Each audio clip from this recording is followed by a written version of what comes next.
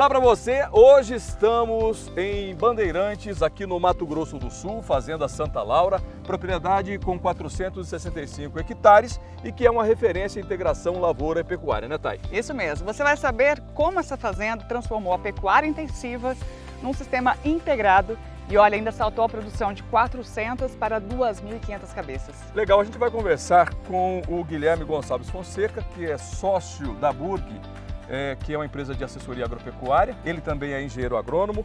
Ele vai trazer para a gente informações sobre como transformar a sua propriedade em sistemas integrados e ainda estratégias para a produção de soja em áreas desafiadoras. Isso mesmo, e quem participa aqui com a gente também é o Ricardo Burg, né? Ele que também é engenheiro agrônomo, sócio da Burg Consultoria e uma referência nacional em projetos de pecuária intensiva. Com ele a gente vai falar sobre o manejo de pastagem e a produção de silagem. Legal, e tem muitas informações também de quais são os fatores que podem interferir no lucro da agropecuária e o que fazer para você mitigar os riscos da integração lavoura-pecuária. Olha, gente, tem muita informação, ferramentas importantes. Você aí que tem um vizinho que está querendo, adotar o sistema integrado, chama ele, fala que o programa já está começando. E você que já adota o ILP na sua fazenda não pode perder o programa de hoje, não é mesmo? Com certeza, está muito legal, está muito bacana e é para você, viu? E ainda mais, você pode conversar com a nossa equipe de atendimento Gemi Pasto. Os telefones estão aí no seu vídeo, 0800 647 0050, tem o 67 99892 9861 e tem o telefone fixo 67 3389 6700. Lembrando que aqui na tela vai ficar nosso QR Code para você apontar a sua câmera e também falar com a nossa força de vendas direto no WhatsApp. Legal, então aqui na Fazenda Santa Laura, vamos entrar com a gente e conhecer tudo que essa empresa, porque é uma empresa, tem para nos mostrar como eficiência em produção agropecuária. Fique com a gente, o programa só está começando.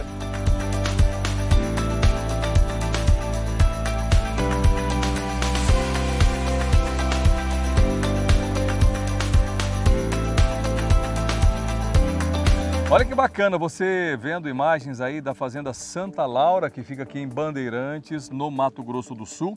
Uma fazenda que é referência em produtividade, tanto na pecuária quanto na agricultura. Mas por que isso acontece aqui, Thay Andrade? Pois é, a gente vai saber, inclusive, conversar com os proprietários dessa fazenda, os sócios da Burg Consultorias, para explicar quais foram as técnicas utilizadas aqui na integração lavoura-pecuária, os trabalhos que eles fizeram.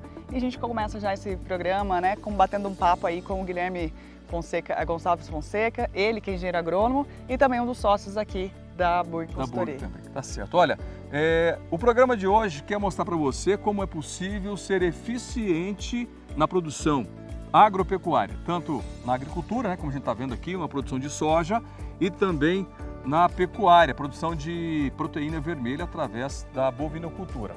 E para falar sobre esse assunto, sobre esse tema, a gente veio até a Fazenda Santa Laura, ver de perto porque aqui é uma fazenda, como já falamos no início do programa, 465 hectares, isso, dividida para lavoura e pecuária. As duas atividades. Isso, são 200 destinados só para lavoura e 210, 206 para pecuária. E a gente vai entender e conhecer o porquê tanto sucesso aqui, né, Thay? Isso mesmo, imagina sair de 400 cabeças para 2.500 e ainda conseguir uma boa produção na soja aqui. Com certeza. Vamos saber então? Vamos lá. Vamos lá. Aqui com a gente, Guilherme, muito bem-vindo, Guilherme. Obrigado por receber a gente aqui na Fazenda Santa Laura e abrir o conhecimento para a gente aprender um pouquinho com o trabalho desenvolvido aqui na Santa Laura. Bem-vindo. Obrigado, satisfação é minha. Thay, satisfação é minha. Éder, um prazer estar com vocês e estou à disposição para a gente trocar bastante experiências e conhecimentos para os produtores. E a gente já começa lembrando que dia 10 de fevereiro vai ter um evento aqui, né, Éder? Dia de campo, né? Segundo dia de campo, não é mesmo? Segundo dia de campo da Burg Consultoria, um evento gratuito para produtores rurais.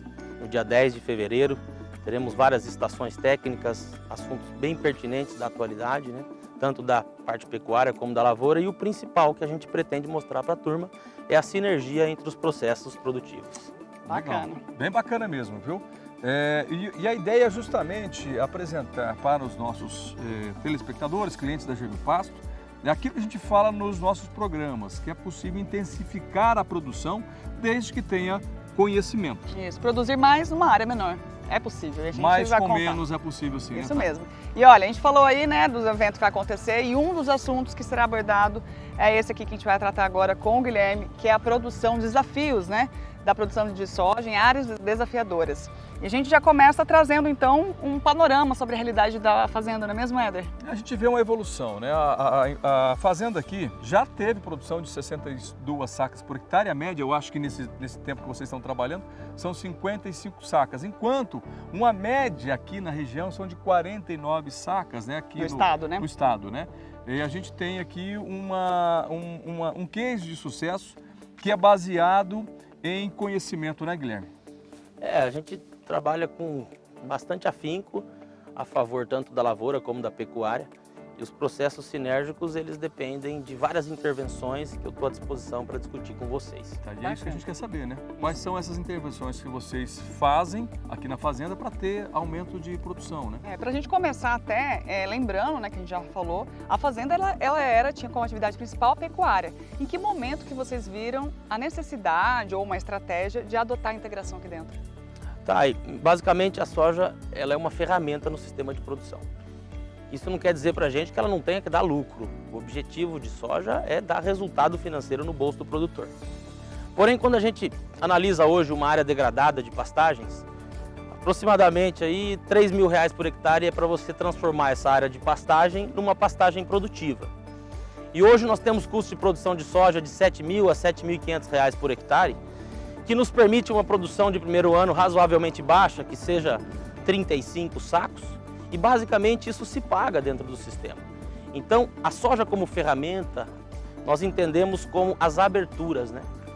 Obviamente que com as áreas fixas, e o projeto vai se alongando nesse período, as áreas fixas, a produtividade vai aumentando. Mas como abertura, a soja é uma grande ferramenta para baixar custo de produção de reforma de solo. O calcário, o gesso agrícola, o potássio, o fósforo, a gente põe a culpa na soja, o grão dela tem que pagar essa conta obrigatoriamente e a pecuária desfruta disso nos momentos subsequentes. Então ela é uma ferramenta fantástica para correção de solo em perfil, que é algo que eu gostaria de discutir com vocês, e ela é o start do negócio. Então, quando a gente fala num sistema integrado, existe uma atividade que se sobressai em relação à outra. Tem aquele que prefere mais dar uma atenção para a pecuária ou aquele que prefere dar uma atenção a mais à lavoura? Existe, tá? Os projetos da Burg Consultoria, eles são extremamente dinâmicos, né? No início das nossas reuniões, a gente tem que entender um pouco o que o produtor quer, aonde ele tem mais facilidade, né? E adequa o projeto nesse sentido. Existem clientes nossos que trabalham com pecuária e inseriram a lavoura. Existem clientes nossos que são agricultores por excelência e inseriram a pecuária, e esse cara tem facilidade para trabalhar. E eles conseguem ter bons sucessos nesse sentido. Mas a soja em si, além de dar lucro, ela é uma ferramenta muito boa para baixar custo de correção de solo, que é a base de tudo isso que nós estamos conversando hoje aqui no programa. Perfeito, viu, Guilherme? A gente sabe que, em especial aqui na região norte de Mato Grosso do Sul, onde a gente tem solos talvez mais fracos, né, para a produção de grãos, porque os solos são mais arenosos, e não dá duas safras de grãos, como nós temos na região sul, que dá a soja e o milho. Mas o produtor obrigatoriamente tem que ter uma segunda safra, e aí fica o boi. Mas para ter um boi rentável, porque o pasto é o principal alimento do boi, a correção, fazendo a correção de solo, fazendo a soja, é onde ele capitaliza, porque com o custo operacional hoje de correção de solo hoje para... É o que ele falou, né? 3 mil, né? R$3.000 por hectare. Dependendo da região, até mais, né? Até Guilherme? mais, até mais, deslocamento, né? frete. Então a soja, ela vai Minimizar. minimizar esses custos, ela vai diluir custos operacionais, é isso? E ela tem uma benção, Éder. Ela fixa em torno de 20 quilos de nitrogênio. Ela fixa mais, mas ela aproveita bastante para fechar o seu ciclo, e ela deixa para o produtor de graça 20 quilos de nitrogênio por tonelada de grão produzida. É uma leguminosa, né? Ela é uma leguminosa que consegue retirar o nitrogênio do ar e fixar no solo. Então ela é uma ferramenta indispensável no nosso entendimento dentro do sistema. Ó, a gente está observando essa produção, né, essa soja aqui, ó, batendo praticamente na nossa cintura. Essa aqui é o quinto ciclo que vocês estão trabalhando aqui? A Fazenda Santa Laura trabalha com soja há 5 anos. Essa área específica que vai estar no nosso dia de campo, essa é o primeiro ano de soja. Primeiro ano já deu essa altura. Deu.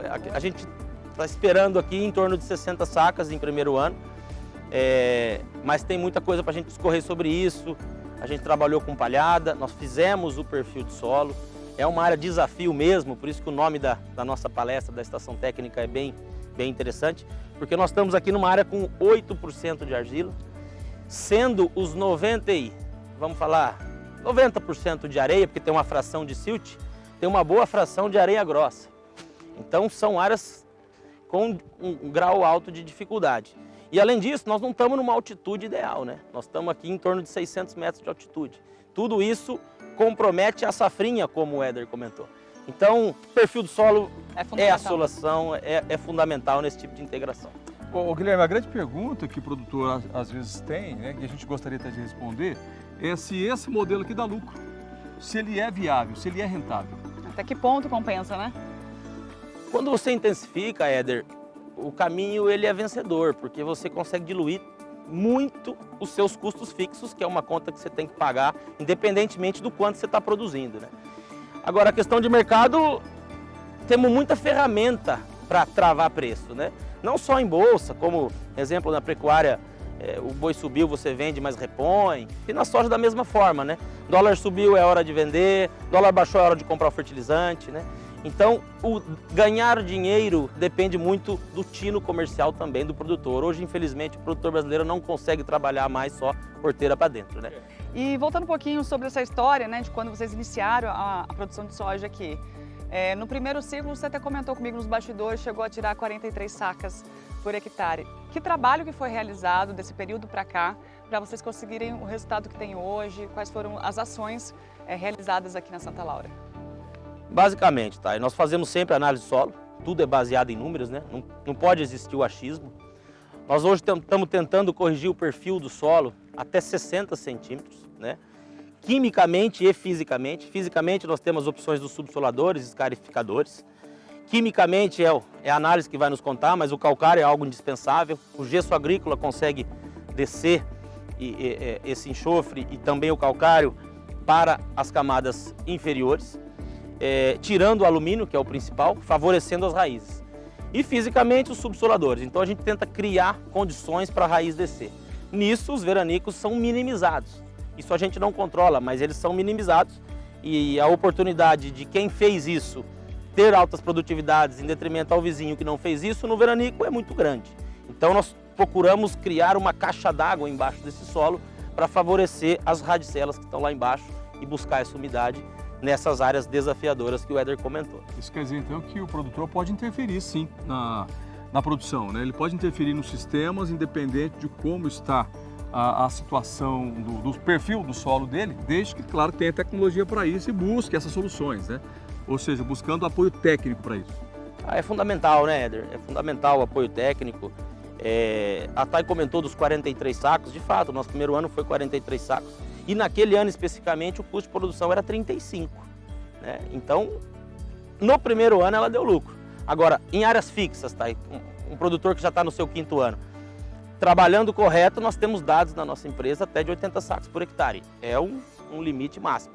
Mas a média de 55 para a região, eu acho que nós estamos dentro do jogo, né? Com certeza, muito bem. E a produção de soja aqui na Santa Laura, o talhão, ela é a mesma área sempre ou vocês rotacionam essa produção aqui também?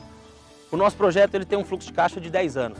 Então nós propomos, nesses primeiros 10 anos, rodar a soja em tudo isso. Então, por enquanto, ela está rodando. Projetos mais agrícolas, como a Thay comentou, obviamente que o produtor define uma área fixa de soja, que ali ele realmente dilui muitos custos, né? Então, existem vários cenários e cada panela tem sua tampa, por isso que a gente faz projetos adequados a cada sistema de produção e a cada produtor. Tá, essa área especificamente agora é soja, mas vai entrar capim depois, é isso? No inverno? Capim. Nesse caso específico vai ser braquiária piatã, tá, com o objetivo de pastejo pós-inverno, e nós temos a meta de trabalhar com 3 UA por hectare com pasto e sal mineral e, quem sabe, atingir a nossa meta de 800 gramas no macho nesse período seco. Ela favorece bastante na integração o GMD, né, que é o ganho de peso, e ela é extremamente agressiva em relação à raiz, né, então evita a compactação do solo e faz uma palhada de excelente qualidade sem touceiras, né. A braquiária ela é fantástica em relação ao enraizamento quando você dá a condição para ela, química e física. E isso, por muito tempo o pessoal falou em plantio direto e obviamente que é o caminho, pensando em erosão, né, não mexer na matéria orgânica. Mas hoje nós estamos trabalhando até com o cultivo mínimo. A cada 4 ou 5 anos na média, porém todo ano a gente trabalha com um equipamento chamado penetrômetro para medir essa compactação. E aonde tem braquiária é uma coisa incrível. Essa compactação é extremamente minimizada pelo potencial de raízes quando você dá condições para ela. Esse é o caminho. Tá, e a qualidade da semente interfere também, não? É de suma importância em relação a esse procedimento. Eu até costumo agronomicamente subir um pouco a recomendação de 10 a 15% das recomendações tradicionais, porque nós estamos numa situação diferente, né? Tem até obstáculos físicos aqui. Então a gente sobe um pouquinho, mas a chuva nesse momento ela é primordial. Então chuva e uma semente de boa qualidade para garantir o estabelecimento da forragem depois da colheita da soja. E ele usou a VDTEC. Usou a VDTEC. A gente aqui na propriedade de Santa Laura a gente utiliza desse equipamento e estamos muito contentes. E em relação à qualidade da semente é o mais importante, porque você está colocando no solo algo que pode ficar 10, 15 dias sem chover e se ela tiver essa durabilidade para emergência nesse período, está garantido o seu sucesso. E é importante, né, ele contar pra gente o que ele percebeu de diferença aí com o uso da VDTEC. É a distribuição e acho que talvez o principal fato aqui, né? Ela não atrapalha no rendimento da operação e ela até hoje para nós não tivemos problemas aí de manutenções. E eu quero te dar um dado técnico, que na integração lavoura-pecuária extremamente intensiva, como é aqui, você fazendo a sobressemeadura, você tem pasto 1 mês antes do que você teria numa formação de capim pós-soja tradicional. E isso na integração muitas vezes faz uma diferença tremenda nesses níveis aí de 7, 8, 9 até 10 UA por hectare. E lembrando que esse capim que está aqui, né, enquanto o gado está pastando, na próxima safra de grãos vai ser dessecado e vai virar palhada para o plantio direto da soja. Então tem que ter sim, claro que muita qualidade. E sem palhada em áreas desafiadoras como essa, não entre na soja, pois a proporção de insucessos que a gente acompanha sem palhada é muito grande. Então palhada é algo que a gente também não se discute mais. Bacana, bacana. E assim, uma das questões que às vezes a gente escuta em conversa de colegas que tem fazenda, ou um amigo que tem, é assim, como eu vou iniciar uma produção de soja se a minha área não é muito grande? Existe um tamanho ideal para iniciar uma produção de soja? Tá, é uma pergunta complexa, né? Principalmente pela questão de depreciação das máquinas. Se a pessoa já tem um maquinário, teoricamente já depreciado, acima de 10 anos, e ter condições para plantar, eu não enxergo isso como um limitante. Agora, se a pessoa precisa investir numa área pequena, para isso se diluir no longo prazo, não costuma ser fácil. Então, tem que adequar o que a pessoa tem ao recurso, esse é o principal ponto, né, das primeiras reuniões, qual o recurso, e tocar nessa linha. Mas não vejo limite. Porém, o maquinário a ser investido é um ponto-chave da questão. Ou seja, entraria na questão mais de planejamento financeiro mesmo ali, né? Perfeitamente. Né? Então não basta boa vontade, né? Vou voltar naquela tecla que a gente já tem falado aqui nos programas e a gente vai falar isso ainda aqui, né, durante o programa, sobre a gestão da propriedade, Isso. a gestão da fazenda, porque gestão não é só saber plantar, não é só saber colher, né? Tem que ter um levar planejamento. na ponta do lápis, planejamento, quanto custa um insumo, quanto custa um maquinário, né? Quanto custa uma mão de obra, Ele quanto falou, está né? o valor do produto no mercado, tem mercado para esse meu produto? Então o produtor tem que, primeiro, se adequar, né, às condições, naquilo que ele tem para poder trabalhar. E ainda mais, sugestão, se você não tem que saber tudo, mas tem que ter o telefone De quem sabe, isso né? mesmo. E Guilherme, falando, né, um pouquinho sobre a introdução, né, como iniciar um sistema integrado, né? Tem diferença de quando uma propriedade é de pecuária para uma propriedade que é já de agricultura e fazer essa inserção do sistema integrado? Você fala em o inverso? Isso, o inverso. O inverso. A agricultura que vem para a pecuária e pecuária que Exato. vai para a agricultura? Isso. Existe, com certeza existe, né? Na grande maioria dos casos, na esmagadora maioria dos casos, o agricultor está um pouco mais avançado em relação a solo, né? Então ele normalmente tem uma maior facilidade de entrar na pecuária do que o pecuarista. Isso não quer dizer que o pecuarista não possa fazer isso, né? Essa é uma prova disso. Né? O caso está aqui, né? Ponto-chave é o recurso, obviamente, né? Nós temos que pagar as contas sempre. E a questão de solo é um ponto, a questão de clima é um ponto e a questão aí de mercado e uma decisão do produtor em si em entrar nesse tipo de projeto. Nossos projetos soltam, obviamente, a taxa interna de retorno calculada, o payback, porém a decisão sempre, obviamente, é do produtor rural. Bom, acho que a gente já finalizando aqui com o Guilherme, mas dá tempo de uma pergunta ainda, Guilherme. A gente sabe que muitas vezes a gente tem perfis diferentes de produtores. Tem aquele que é mais conservador, tem aquele que gosta de arriscar um pouco mais e que não tem nenhum temor, mas de modo geral, quais são os riscos que um produtor tem em fazer essa transição de só pecuária para a integração lavoura-pecuária? Eu entendo da seguinte forma, Éder, se a pessoa entra, ela não pode entrar para brincar, então a gestão financeira é primordial nesse tipo de caso, né? A pessoa tem que estar extremamente controlada nas suas contas, porque o fluxo de cargas e financeiro, tanto de receitas e despesas, ele é triplicado, quadriplicado do que ele está acostumado. Então a gestão financeira a gente enxerga que é o principal ponto para ele entrar nesse modelo de negócio. Então tá aí aquilo que a gente falou, né? Não é só saber produzir bem, plantar bem e colher bem, né, Tânia? Tem que planejar. Show de bola! Olha, a gente quer agradecer a sua participação aqui no programa. Muito obrigada por receber a nossa equipe, Conexão Rural, a Germe Pasto, né, Éder? Bacana, muito feliz, né, da gente sair do estúdio um pouco e sentir, né, o dia a dia, a campo, como funciona, né, a vida do produtor, né? E é isso que a gente quer mostrar para você, viu, produtor rural? Aquilo que a gente fala no programa, muitas vezes a gente está lá dentro do estúdio, no ar-condicionado, mas sentir o ambiente é importante, né? Até para passar para você, né, mais a realidade, né? E Isso mais certeza mesmo. para você. É isso mesmo. Então, mais uma vez, obrigada mesmo aqui e conte com a Germe Pasto, viu? Obrigado, Thay. Satisfação, uma honra poder compartilhar um pouco com vocês do nosso conhecimento. Show de bola. Bom, e a gente aproveita agora para informar você, amigo produtor que está aqui nos assistindo, que a Germe Pasto está em todo o Brasil, né, Éder? Fácil, fácil, mole, mole, tá certo? Nós temos representantes, mas também temos telefones que você pode ligar e conversar com a equipe nota 10 da Germe Pasto, viu? É isso mesmo. E você confere agora um pouquinho da nossa força de vendas espalhada por todo o Brasil. É a Germe Pasto ao seu alcance.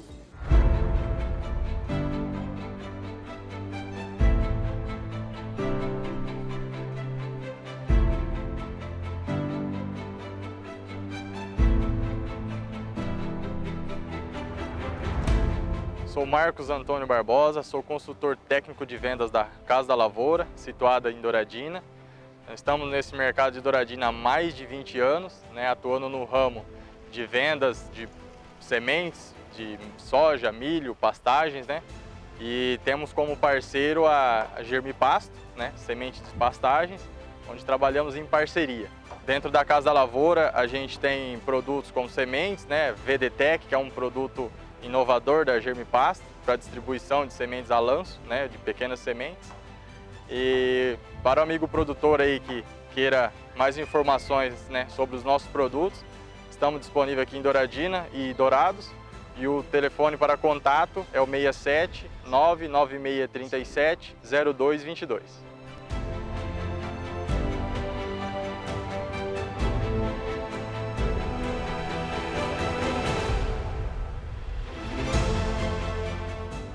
E a gente vai para intervalo comercial. No próximo bloco, a gente vai trazer para você informações sobre manejo de pastagem e produção de silagem. Isso mesmo. Nosso bate-papo é com o especialista em pecuária intensiva, Ricardo Burg. Então saia daí, a gente já volta.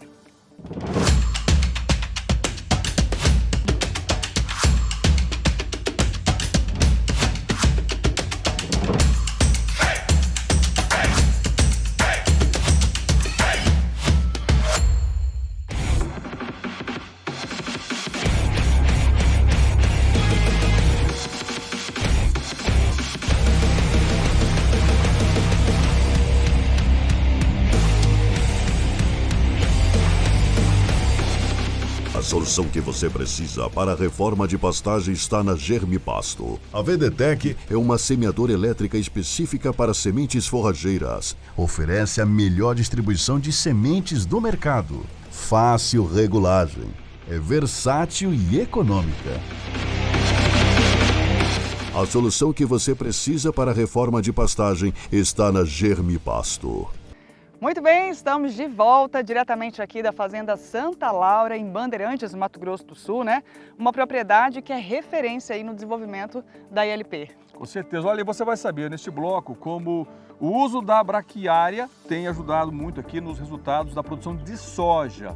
Isso mesmo. E ainda a gente vai conversar agora, né, com o nosso entrevistado de hoje, que é o Ricardo Burg. Ele é natural de São Paulo, engenheiro agrônomo e já escreveu e continua escrevendo, né, fazendo história na pecuária intensiva, Éder. Maravilha. Olha, e essa fazenda é uma referência porque com 265 hectares, onde antes tinha 400 cabeças nesse total de hectares, hoje, Thay, tem 2.500 cabeças. Como pode isso, hein? Pois é, isso que a gente vai saber com ele, que já está aqui com a gente. Muito bem-vindo, viu, Ricardo, por receber a gente aqui na propriedade. Bom dia, prazer tê-los aqui. Bom, Ricardo, a gente quer saber, né? Uma das curiosidades aqui da Fazenda Santa Laura é justamente isso que a gente falou, né? Inicialmente tinham 400 hectares destinados apenas para a pecuária, e vocês dividiram aí para a integração, para a lavoura. E disso, 200 e pouquinho ficou só para a pecuária. Naquela época, 400 cabeças e hoje 2.500. Qual que foi a mágica, né? Que trabalho que vocês fizeram para alcançar esse resultado? Bom, basicamente foi feito um trabalho de correção do solo, né? Então, num primeiro momento, a soja andou por toda a fazenda, e por partes, né? E após a correção do perfil do solo, a gente fez uma correção com cuidado de corrigir acidez e alumínio em profundidade, né? Após essa correção e a produção de soja, 1, 2 anos após, ou até 3, a gente implantou pastagens permanentes que constituíram esses rotacionados que estão aqui, né? E depois o trabalho de manejo, de adubações de produção para manter uma alta lotação. E segue ainda quase metade da fazenda com lavoura, né? E no esquema de integração com a pecuária, né? De tal modo que a gente semeia, sobressemeia a pastagem de piatão, de rosienses, antes de colher a soja, né? Colhe a soja, 40, 50, 60 dias depois, nós temos um pasto de inverno que tem proporcionado um suporte de até 3 UA por hectare durante todo o período de seca de inverno.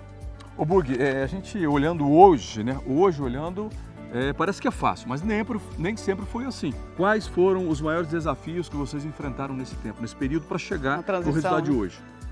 Bom, o desafio principal quando você está implantando um sistema intensivo é você de modo algum deixar o gado passar fome, especialmente por se tratar aqui de um projeto de cria e recria. Você não vai reduzir o seu rebanho de matriz, depois voltar a aumentar. E aqui tem um trabalho genético muito sério, muito positivo, e a gente não pode dispor dessas vacas. Então a gente tem que manter o rebanho permanentemente na fazenda e temos que prover esse gado, tanto com pastagens durante as águas e suplementação no coxo quando necessário, quanto com conservação de forragem para suplementação do gado durante a seca, né? A gente se abastece muito de silagem durante o ano, com as sobras das áreas de manejo intensivo, como é o caso aqui de uma área próxima, no rotacionado próximo, né? Que vai ser ensilado agora logo mais, né? E durante as águas, além de ter sobra, às vezes, por questão de manejo, nós temos às vezes alguns lotes que precisam ser suplementados, como é o caso dessa área aqui. Nós estamos com uma lotação de 6,5 UA por hectare, com novilhas, né? Mas nós estamos suplementando aqui a coxo com 0,8% do peso vivo para reduzir a pressão de pastejo aqui, o equivalente a 4 unidades animais por hectare, né? Tem que ter um complemento nutricional dos animais, né? O pasto, e tem que ter um complemento no coxo, é isso? A gente procura utilizar o máximo que o pasto pode nos oferecer, né? Mas se não atende aquele lote que está em manejo naquele módulo ou naquele pasto, a gente suplementa para fazer esse ajuste. Para manter o animal, né? Bacana, muito bacana. E outra coisa, outra dúvida, né, que às vezes as pessoas têm, né, aqui vocês falaram do rotacionado, né? Os cuidados, né, na hora de fazer esse manejo, né, e também do contínuo. Qual é a diferença, os cuidados que o produtor pecuarista tem que ter? O rotacionado, ele, vamos dizer assim, favorece a fisiologia de rebrota do capim, porque a gente tem uma veda periódica e depois um pastejo num curto período de tempo, poucos dias, em que o pasto é rebaixado, mas quando ele é rebaixado e é consumido, ele tem uma grande quantidade de reserva no sistema radicular. Então o gado muda de piquete, ele vem com uma rebrota bastante vigorosa, logo recompõe a área foliar, começa a fazer fotossíntese, né?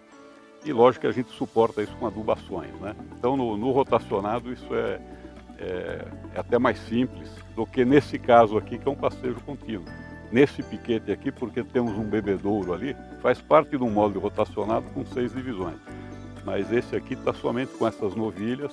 elas estão aqui em pastejo contínuo e a gente está ajustando aqui com a suplementação no coxo. Bom, então, deixa eu entender. Aqui vocês têm praticamente três sistemas de nutrição. Você tem o pasto rotacionado, tem o pasto contínuo, claro que para uma categoria animal que eu estou vendo aqui, que são novilhas, deve ser de recria, na verdade, né? Isso, recria. São novilhas para fazer reprodutores. São bezerras. São bezerras. E ainda tem a suplementação no coxo. Ou seja, eu percebo que tem um protocolo bastante metódico, né? Bastante detalhado para que isso seja eficiente. Uhum. Eficiente. Não, sem dúvida, assim, mas a gente poderia eventualmente trabalhar apenas com os rotacionados, sem nenhuma área de pastejo contínuo. Mas essa é uma ferramenta, uma possibilidade de manejo que a gente tem para adequar ao nosso sistema, né? Então a gente usa isso conforme estamos sujeitos à intempérie. Por mais que a gente adube, tem veranico, chove mais, chove menos, temperaturas mais frias, o capim não cresce, né?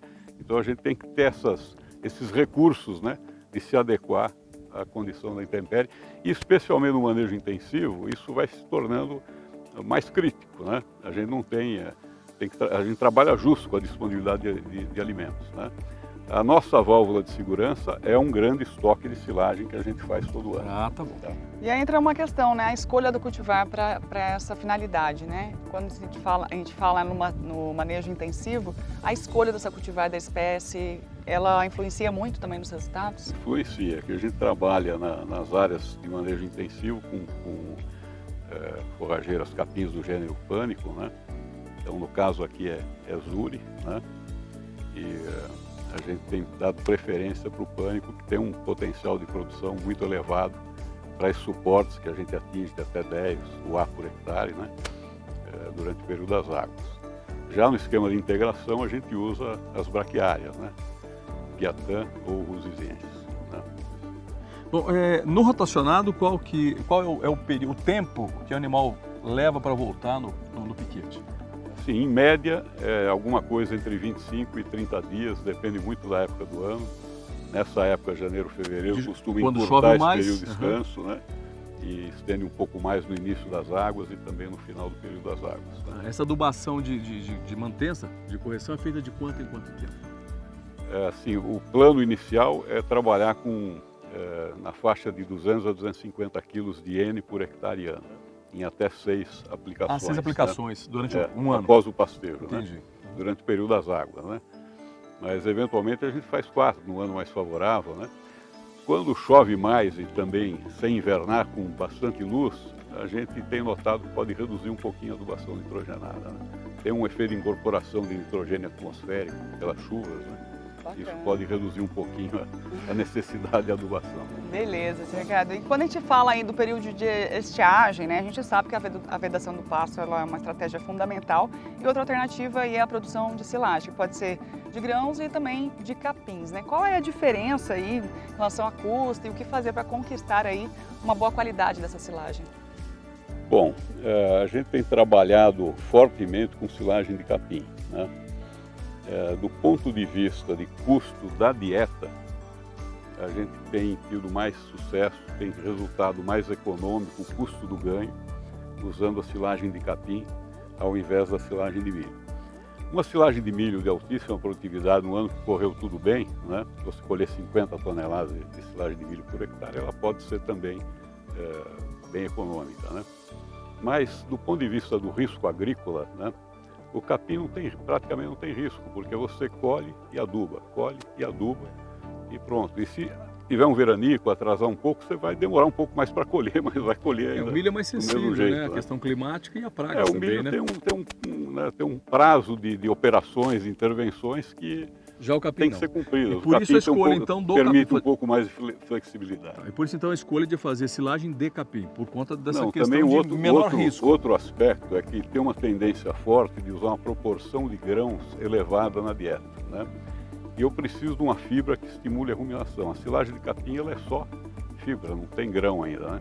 Então, e outra coisa, a produtividade da silagem de capim, a gente chega por corte a 30, 40, 50 toneladas por hectare, né?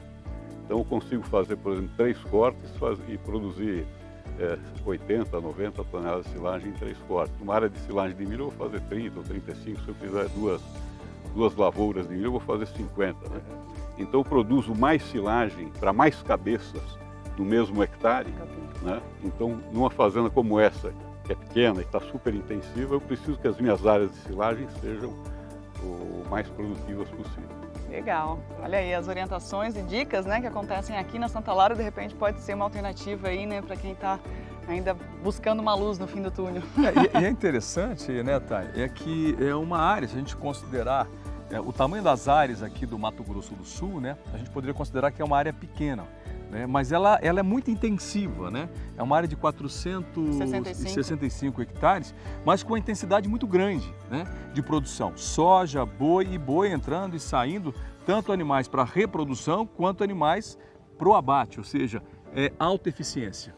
Não, sem dúvida, o foco aqui é cria e recria, né? Então o gado após a recria vai para o confinamento, né? O nosso sócio Guilherme tem também o confinamento em São Paulo, né? Então a terminação não é feita aqui, né? Mas a nossa produtividade aqui é bastante elevada, né? E a fazenda pode ser pequena em termos comparativos regionalmente, mas aqui tem uma grande escala de produção. Nós temos uma produção grande numa área pequena. Bacana. E a gente viu com o Guilherme, né, no primeiro bloco, né, Thay, justamente essa intensificação não só na pecuária, que a gente está vendo aqui com o Burg, mas também na lavoura também, né? A gente viu o bate-papo com o Guilherme, o quanto a fazenda ela busca ser eficiente, né? É muito produtiva, né? E a gente vê que eles estão trabalhando para isso, né? Tanto na claro. agricultura como na pecuária. E essa é a demanda hoje, não só para essa fazenda, né, Burg? Essa é uma demanda para todas as fazendas e o melhor de tudo é saber que tem sim solução, né? Para quem está dizendo. Aquilo que você falou, às vezes, minha área é muito pequena, né? Não dá para fazer tudo isso, mas com estratégia é possível. É possível. Né? Não, sem dúvida. A gente, o lema da nossa empresa é intensificar para preservar. Qual que é o sentido disso? Vamos produzir mais com o que já está aberto e não precisamos avançar sobre áreas de mata nativa ainda. E, além disso, um segundo lema, que é o lema desse dia de campo, é mais com menos, né? Nós vamos produzir mais com menos área, com menos mão de obra, com menos uso de insumos. A ideia toda é nesse sentido. Intensificação não é mais do que isso, né? Mais com menos, Bacana. ou mais com o mesmo. E voltando um pouquinho sobre a questão da produção de silagem, né? Quem está pensando, né, nessa possibilidade, é preciso se organizar, porque existe na verdade é preciso, né, fazer um armazenamento para ter essa silagem, manter a qualidade. Ter alimento disponível para o animal, né, o ano todo. Sem dúvida. Bom, qual que é a orientação? Naturalmente tem que ter uma estrutura, né? A gente trabalha aqui com silos trincheira, né? O corte é terceirizado, né? Então vem o pessoal com automotriz, vem aqui nas datas combinadas para realizar o corte, né? E a gente armazena no silo. Temos um vagão depois forrageiro, distribuidor, né? Então a parte de estrutura não é tão pesada assim, né?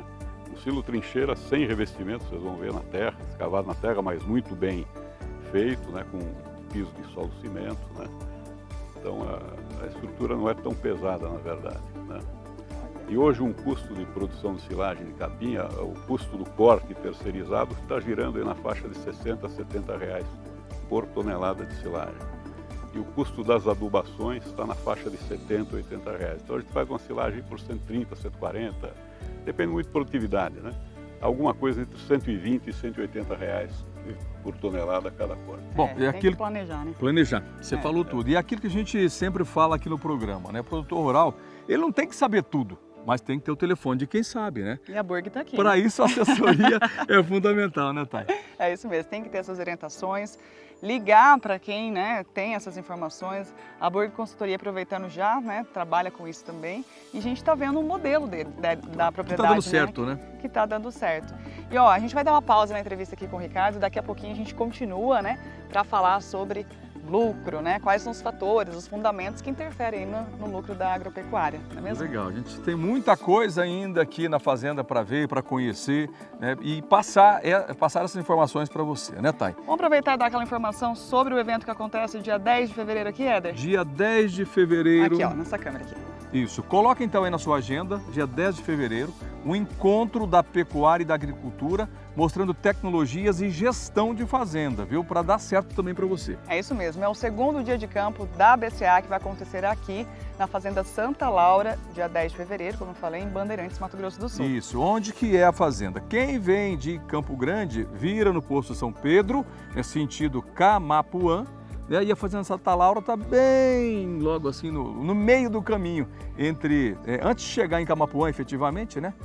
Quando está terminando o município de Bandeirantes, tá certo? Isso mesmo. Vai ter placa indicativa, viu? E aqui no vídeo também tem as informações para você se informar aí e chegar lá no evento e tirar todas as dúvidas. Dia 10 de fevereiro, não se esqueça, coloque aí na sua agenda. E a gente aproveita agora e traz dicas para você ter aí uma boa formação da palhada. Quem traz as informações para a gente é Daniel Diraima, engenheiro agrônomo e também gerente comercial da Germipasto. Olha só.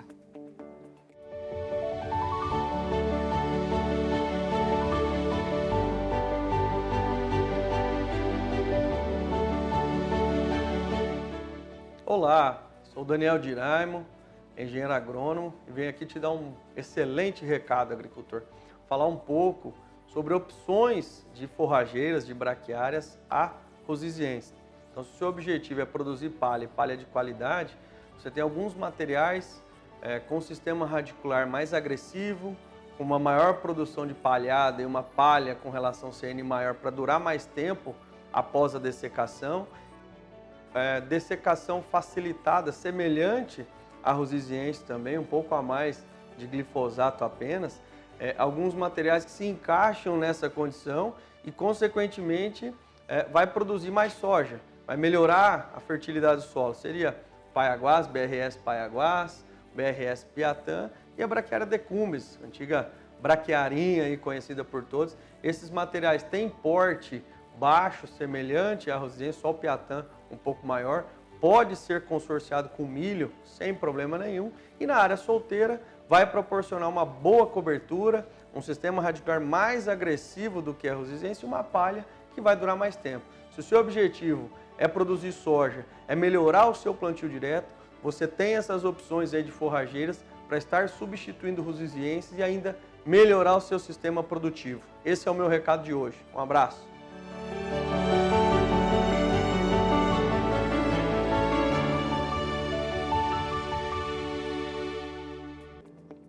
Muito bem, nosso gerente de vendas, Daniel Diraimo, e a gente vai para intervalo comercial. A gente vai continuar conversando com o Ricardo Burghi. A gente vai falar com ele, no próximo bate-papo, sobre gestão da propriedade, hein? Além de saber produzir bem, tecnologias, é importante ter a fazenda controlada no papel, né, Thay? Isso mesmo, vamos falar de fatores que impactam aí no lucro da agropecuária e ainda estratégias para você minimizar os riscos aí na sua fazenda. A gente volta daqui a pouquinho.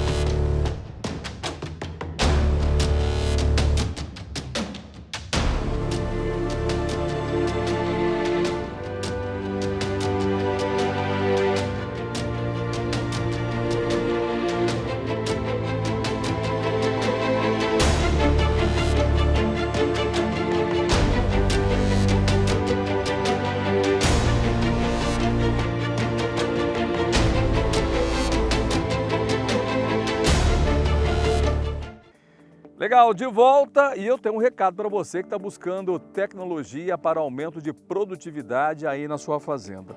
Com o melhor custo-benefício, e você pode ter sim, com a VDTech. VDTech é essa semeadora que a Germipasto desenvolveu e você precisa conhecê-la, porque vai trazer bons resultados para você. Em semeadora elétrica que a Germipasto coloca no mercado para melhor distribuição eficiente de sementes forrageiras e também micronutrientes. Você quer saber mais? Muito fácil, acessa aí germipasto.com.br ou ainda vdtec.com.br.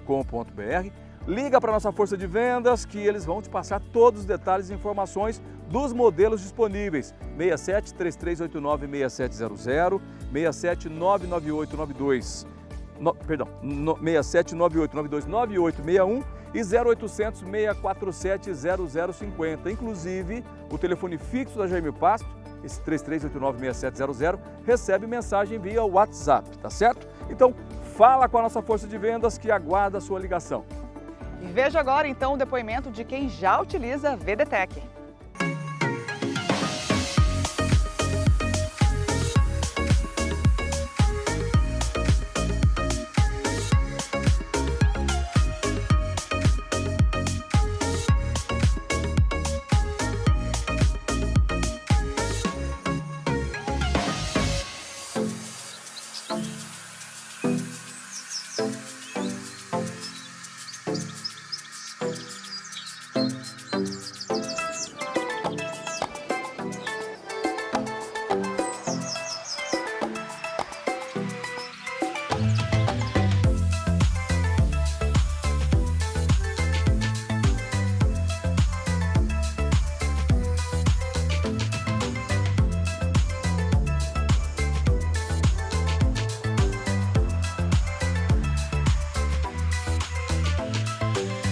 Da VDTEC, você ia lá, você jogava, colocava, tal, regulava aquilo ali, ver se estava caindo, tinha que ir, muitas vezes você rodava, parava, ver o que caiu, o que não caiu, sabe? Uma outra pessoa tá olhando e vendo, não, tá bom, não tá não, tá caindo pouco, tá caindo muito, sabe? Então, é transtorno. A VDTEC não, você foi lá, regulou, é elétrico aquilo ali, poxa, você apertou o botãozinho, tá regulado, sabe? Não tem isso aí. Você vai virar no virador, você desligou ali o botãozinho, quer dizer, você faz a manobra com o trator certinho, não tem desperdício, sabe? Se você faz um cálculo lá, X quilo por hectare, bate. Aquilo lá bate mesmo, é exato. Antes nós jogávamos 20 quilos por hectare, ou mais um pouco, acho que até 25 quilos por hectare. E eles vieram com a proposta de jogar 10 quilos por hectare. Conversei com meu pai, ele não acreditou, fiz o trabalho de 10 quilos por hectare e foi um excelente resultado. Achei a máquina muito bem explicado como cai, de fácil manejo, muito fácil. Trouxe muito resultado, é eficiente, não dá manutenção, nada. Você economiza tempo e economiza dinheiro, porque você vai jogando a semente na frente do trator e atrás uma máquina só vai fazendo a cobertura. Na outra que nós jogava no vincão, ela assim ficava bom, mas só que ficava alguma falha, né? Inclusive ficou bastante falha, né? E essa aí é excelente porque a metragem é exata da plantadeira, a cobertura é feita pela plantadeira, né? Então, vixe, é demais, cara. Sim, a VDTEC é a nossa melhor amiga aqui na fazenda hoje. Então, assim, a gente ficou muito animado, muito satisfeito com o resultado, né? Foi regulado certinho para jogar os 8 quilos por hectare, a gente jogou os 8 quilos por hectare. Com a sobra de semente que teve, a gente até ampliou a área de pastagem, de reforma. Então, a gente está muito satisfeito. Equipamento aí que a gente pesquisou e a gente viu que a Germipasto estava vendendo, né? Interessou bastante pela questão de economia de semente de braquiária por metro e a distribuição que era bem mais parametrizada, né? Você saía aí de seus 10, 12 quilos que a gente jogava por hectare nas safras anteriores para esse ano, de 3 a 5 quilos, né? A gente adquiriu 3 máquinas, fizemos no Uniport, jogando aí na frente do plantio do milho. A gente ganhou em economia de semente por hectare e precisão, distribuição, germinação. Foi coisa assim que a gente está muito contente, muito satisfeito. Conheço o mundo. Esse ano passado eu estive na Austrália, Estados Unidos com uma certa frequência, estive na China agora. A gente conhece o mundo. E essa tecnologia da VDTEC me parece que não tem igual. Eu não conheço, não tive a oportunidade de ver. Eu aconselho aos futuros plantadores que pelo menos testem, porque digo que é metade do tempo, uma facilidade incrível e uma garantia que eu estou assustado e satisfeito com o resultado.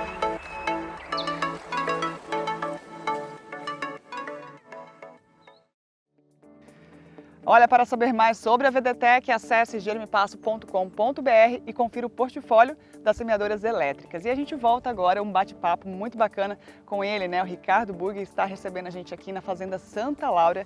E agora vamos falar do bolso, né? O que tanto impacta aí no bolso do nosso amigo produtor rural. Legal, é verdade. Vamos bater um papo com o Ricardo falando sobre isso, com o Burger, sobre isso, mas a gente está onde a gente gosta, né? Nós saímos do estúdio da Jermipasso e viemos aqui, ó, onde tudo acontece, né, Thay? Isso mesmo, esse Maravilha. capim maravilhoso. Feito por capim Jermipasto, né? Isso aí. Só que nada acontece por acaso. Tem que ter toda uma estratégia, uma estrutura, uma gestão na propriedade. E esse é o tema desse bate-papo agora com o Burger, justamente sobre isso, né? Nos últimos anos, Burger, vem se falando muito em gestão agropecuária, vem se falando muito sobre essa questão empresa de rural, gerenciamento, né? Empresa rural. E a gente quer entender um pouco isso melhor. Não basta hoje o produtor só saber trabalhar da porteira para dentro. É importante saber trabalhar aqui e fazer a gestão disso, né? O que a gente pode entender sobre essa evolução? Bom, a gente não aplica essas técnicas de intensificação de modo desarticulado, né? Entre elas.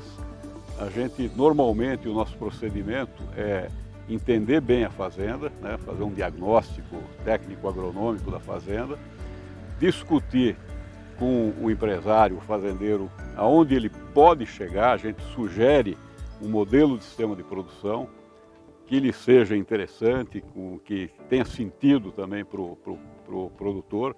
Na verdade, a gente monta um plano, sistema de produção, mas de acordo com a cabeça, com os interesses e também orientando, né? Às vezes até tentando modificar algum preconceito que ele tem sobre o assunto, né? Mas a gente monta o plano de sistema de produção meta, onde a gente quer chegar. A segunda etapa é sair do que a gente tem hoje e como nós vamos evoluir até lá. E aí a gente amarra tudo. A gente amarra a evolução do rebanho, a evolução das áreas de reforma ou de formação de pastagem, a implantação de sistemas de suplementação, os investimentos em equipamentos, em instalações, né? E a gente abre sempre o primeiro ano um orçamento mês a mês e acompanha de perto, faz reuniões, a cada 3 meses a gente faz uma readequação. A gente monta isso de modo sempre muito conservador, de tal modo que a gente aprendeu a fazer isso com o passar do tempo, né? De tal modo que após 3 meses ou 6 meses, quando a gente faz a readequação, geralmente a gente viu que andou um pouquinho mais rápido do que o que estava planejado, né? Então, assim, o cerne do assunto é ter esse plano fechado da propriedade inteira. E não só lá de um módulo de manejo rotacionado que não está vinculado ao sistema produtivo como um todo da propriedade. Então a gente fecha globalmente todas as ações para a propriedade. E a gente segue acompanhando a implantação do projeto. E readequando, e reajustando, e reprojetando o futuro, conforme o clima, a intempérie a qual estamos sujeitos, permite que a gente avance. E a falta, né, de estratégia, porque às vezes acontece do produtor ir no achismo, ouvir uma conversa do vizinho, que ele tentou implantar aquilo lá e os resultados não chegaram ou demoraram muito, né, para acontecer. Quais são os impactos, né, da falta de estratégia? Isso pode até desanimar a atividade? Normalmente quando nos solicitam trabalhar numa propriedade, a questão é essa, né? Houve tentativas que não estavam contempladas com uma visão global do sistema de produção, né? E que não tinha muito sentido, né? Bom, o pasto produziu muito, mas não tinha boca para comer, né? Por exemplo, então gastou, comprou equipamento fora de hora quando ainda não era necessário, né? Deixou de fazer intervenções de correção de solo que são cruciais, fundamentais para manter depois a produtividade firme, consistente, né? Então, geralmente, a questão é essa. A gente procura justamente resolver essas dúvidas, né? E enquadrar todas as atividades da fazenda dentro desse plano global do sistema de produção. Bom, a gente pensando nessa questão da gestão e de acordo com o que você está nos explicando, Burger, existem variáveis, né, na questão da gestão Mas também tem muitos elementos ou personagens. Você tem mão de obra, que você tem que pensar na mão de obra. Você tem a questão econômica do que você tem que ter de implementos, de produtos que você vai utilizar dentro da fazenda para alcançar os índices aí, né? Agora, como é que trabalha essa questão na gestão desses processos de pessoas e dos processos propriamente ditos econômicos? Operações, né? Operações. Não, pessoas a gente procura treinar a equipe, né? A gente parte do princípio que todo mundo pode ser treinado, pode desempenhar uma determinada função com mais qualidade ou menos que outra. A gente procura alocar o pessoal onde eles são mais produtivos e com treinamento. Isso faz parte, a gente está à disposição dos clientes para isso e tem um programa de treinamento em cada propriedade. Ou seja, o funcionário então fica sabendo quais são os objetivos da empresa, isso da fazenda. Exatamente, ele tem que entender qual que é o papel dele naquele sistema, né? E ele tem que entender que aquilo que ele faz é determinante para isso faz parte da gestão do todo da propriedade. Das pessoas, né? E a parte de equipamento está nesse bojo também, né? Como utilizar, como conservar, como fazer a manutenção, né? E o momento das intervenções mecanizadas é importante, né? Isso a gente está sempre discutindo. A gente nem falou aqui da compra de insumos, né, Thay? A compra de insumos, né? Que também tem essa associação de custo, né? Aumentou muito, tem que ter as estratégias aliadas. Num projeto intensivo desse, o que muda num sistema extensivo de produção é a internalização de insumos, né? A gente compra muito de fertilizantes, compra muito de suplementos de alimentos para o gado, né? Agora, que fertilizante comprar, quando comprar, né? Então, por exemplo, a adubação nitrogenada aqui a gente compra geralmente 30% de nitrato, né? Por quê? Porque esse nitrogênio não está sujeito a ser perdido numa condição desfavorável em que a gente iria perder o nitrogênio da ureia, por exemplo, né? Então, quando o tempo não está adequado, a gente não tem aquela umidade ideal no solo, não vai chover, tem risco de perder nitrogênio, a gente não usa ureia, a gente usa o nitrato, né? Então tem essa... Então são estratégias. São pequenas estratégias que a gente vai somando e adicionando ao sistema. E é possível, Ricardo, a gente já destacar alguns elementos de planejamento que o produtor deve ficar atento em curto, médio e longo prazo? Bom, dentro desse esquema de intensificação, a gente tem duas vertentes principais. Uma é essa que está à vista aqui, que a gente tem um aumento do suporte da fazenda. Então a gente pode ter aumentado o rebanho aqui em 6, 7 vezes, né? Porque a gente aumentou a disponibilidade de forragem ou de suplementação ou de forragem conservada para seca para o rebanho. A outra vertente é intervir nos índices zootécnicos, né? Então no desempenho animal, né? Então nós queremos desmamar mais pesado, nós queremos que as fêmeas entrem em reprodução mais cedo, né? Esse lote de bezerras aqui de cima, está lá no alto, são bezerras de 8 meses de idade, né, que vão entrar desmamadas, né, recentes, que vão entrar em reprodução agora na estação de monta do final do ano. Elas vão entrar em reprodução, vão emprenhar com 14 meses, 15 meses de idade. Então a gente vai ter parição dessas fêmeas de reposição com 2 anos de idade. É o super precoce, isso é dentro do Nelore, né? Então a gente tem que buscar esse tipo de desempenho do animal, né? Essa é outra vertente da intensificação, né? Você conjugando as duas, você pode aumentar a sua produtividade em 10 vezes, 12 vezes, né? Vai longe. Então, dentro das estratégias de vocês, trabalhar a genética dos animais, vocês estão até num programa que eu sei. A genética, a nutrição, a sanidade, tudo isso soma para você ter melhor desempenho dos animais. Nada desassociado. Não adianta você pôr aqui 2.500 cabeças e não ter parição, não ter ganho de peso, aí você não está produzindo nada, né? Só fazendo volume, né? Exatamente. Falando assim, parece tão difícil, né, Thay? Parece. Parece muito complexo, né? Só parece, mas na verdade tem que ter o planejamento, que nem falou, né? Tem que buscar o conhecimento, porque também não dá para ir no que você ouviu, não, o que você acha. Isso vai se tornando cultura da fazenda, né? São procedimentos, técnicas que vão ficando naturais no dia a dia, vira a cultura da fazenda, né? Isso é um processo. Vira o cotidiano da fazenda, cotidiano, então. Exatamente. Né? Olha. Bom, a gente está chegando já ao fim do programa, quero agradecer aqui a sua participação. Ricardo, muito obrigada. Eu que agradeço. Prazer conversar com vocês. Obrigada, viu? Eu tô até com vontade de ver a fazendeira agora, viu, Thay? Só precisa de um pedacinho de terra. Se for fácil, como ele tá falando, eu também quero vir. Vou chamar o Burg para dar uma orientada lá. Você vai, Burg? Dá trabalho, estamos à disposição. Show de bola. Obrigada, viu, Ricardo, mais uma vez. Agradeço. E a gente dá mais um recadinho aqui, então. Dia 10 de fevereiro acontece o segundo dia de campo aqui na Fazenda Santa Laura, em Bandeirantes, Mato Grosso do Sul. Legal, olha outras informações, né? Tá aqui embaixo para você.